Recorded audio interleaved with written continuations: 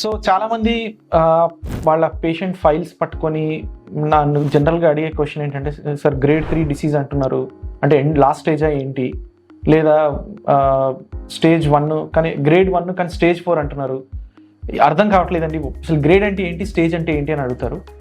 So basically grade అనేది ఏంటంటే cancer యొక్క ట్యూమర్ యొక్క క్యారెక్టర్ డిఫైన్ చేస్తుంది. స్టేజ్ అంటే ఆ ట్యూమర్ ఎంత దూరం వరకు ప్రయాణించనేది చెప్తుంది, అంటే ఎంత దూరం వరకు స్ప్రెడ్ అయిందని.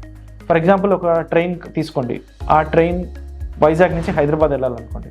సో స్టాప్స్ ఉంటాయి, వైజాగ్ తర్వాత విజయవాడ, తర్వాత మధ్యలో ఏదో స్టాప్ కోదాడ, తర్వాత హైదరాబాద్ అనుకోండి. సో అది తీసుకున్నప్పుడు స్టేజ్ 0 అంటే వైజాగ్, అక్కడి నుంచి విజయవాడ నుంచి అది స్టేజ్ 1, నెక్స్ట్ కోదాడ, అలాగా హైదరాబాద్ అనేది లాస్ట్ స్టేజ్ 4. సో అలాగా ఆ ట్యూమర్ ఆ క్యాన్సర్ అనేది ఎంత దూరం ప్రయాణించింది తెలుస్తుంది.